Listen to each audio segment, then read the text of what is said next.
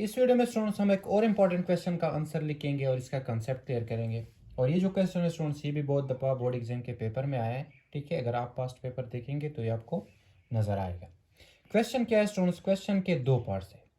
एक पार्ट में क्वेश्चन ये कहता है कि is it possible that the displacement is zero but not the distance. एक पार्ट ये है, ठीक है, कि डिस्प्लेसमेंट ये पॉसिबल है कि डिस्प्लेसमेंट क्या हो, जीरो हो और डिस्टेंस जीरो ना हो।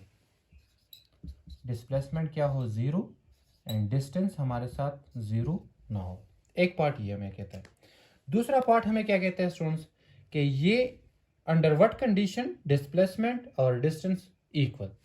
दूसरा पार्ट हमें क्या कहते हैं कि ये हो सकता है कि डिस्टेंस और डिस्प्लेसमेंट की जो मैग्नीट्यूड है वो सेम हो। ठीक है, वो क्या हो, सेम। सबसे पहले स्टूडेंट्स आपने डिस्टेंस और डिस्प्लेसमेंट का जो कंसेप्ट है वो समझना है। डिस्टेंस हम किसको कहते हैं और डिस्प्लेसमेंट किसको कहते हैं? सो डिफिनेशन ऑफ डिस्प्लेसमेंट मैंने पहले भी आपको बताया स्टूडेंट्स के डिस्प्लेसमेंट हम किस तरह डिफाइन करते हैं। लेट्स सपोज ये दो पॉइंट्स है हमारे साथ, ये ए, ये बी। अब इन दोनों पॉइंट्स के दरमियान जो शॉर्टेस्ट पॉसिबल डिस्टेंस होगा उसको हम कहते हैं डिस्प्लेसमेंट। ठीक है, इन दोनों पॉइंट्स के दरमियान shortest possible distance is called displacement. और इन दोनों पॉइंट्स के दरमियान एनी पाथ, ठीक है स्टूडेंट्स, एनी, इसको हम कहते हैं क्या, डिस्टेंस। ठीक है, इसको हम क्या कहते हैं स्टूडेंट्स, इसको हम कहेंगे डिस्टेंस। ये हो गया स्टूडेंट्स डिस्प्लेसमेंट का और डिस्टेंस का डिफिनेशन। नाउ स्टूडेंट्स पहले पार्ट की तरफ आते हैं।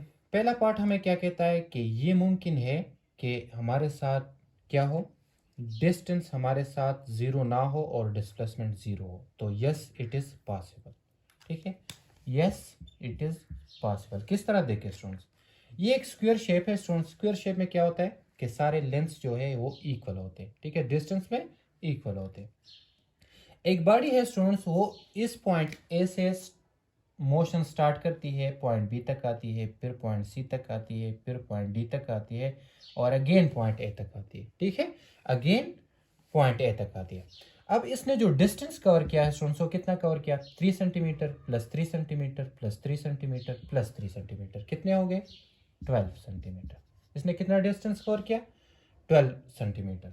अब डिस्प्लेसमेंट को देखें स्टूडेंट्स, जब ये इस बॉडी इस पॉइंट से लेकर इस पॉइंट तक, इस पॉइंट तक, इस पॉइंट तक और अगेन इस पॉइंट तक आती है, तो इसने जो डिस्प्लेसमेंट कवर किया वो कितना कवर किया, जीरो। क्लियर हो गया students?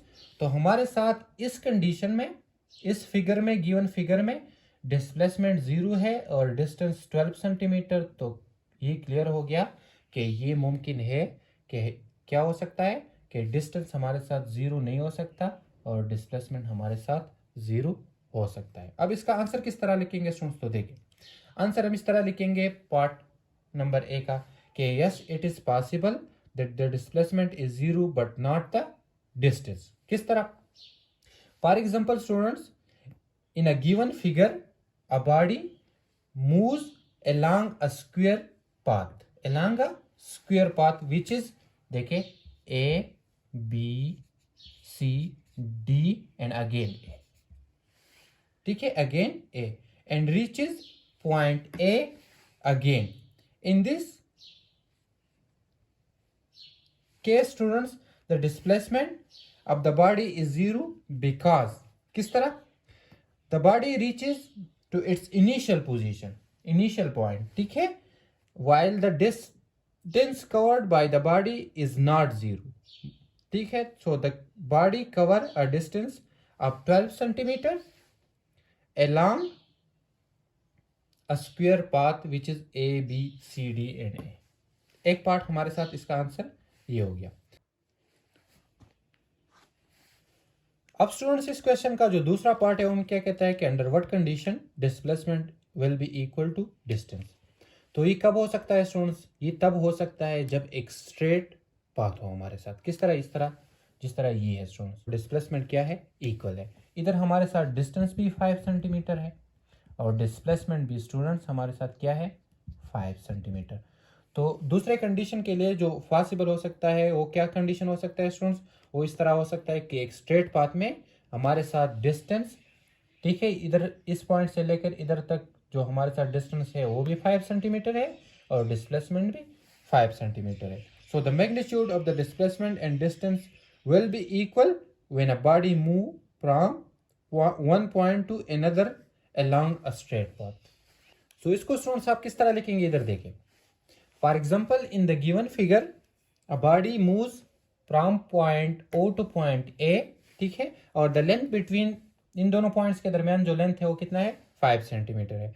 Now we can say that the body cover a distance, ठीक है, of 5 centimetre from point O to point A, और डिस्प्लेसमेंट जो है स्टूडेंट्स वो भी कितना है, वो भी हमारे साथ 5 सेंटीमीटर है, ठीक है। सो इसको भी इस तरह लिखेंगे, we can also say that the body cover a displacement of 5 centimetre from point O towards point A. अब स्टूडेंट्स आप इसको किस तरह लिखेंगे, सो इसको हम अब स्टूडेंट्स इसका जो आंसर है वो हम इस तरह लिखेंगे। For example in the given figure a body moves from point O to point A, ठीक है, और द लेंथ बिटवीन इन दोनों के दरमियान जो लेंथ है वो कितना है, 5 सेंटीमीटर है।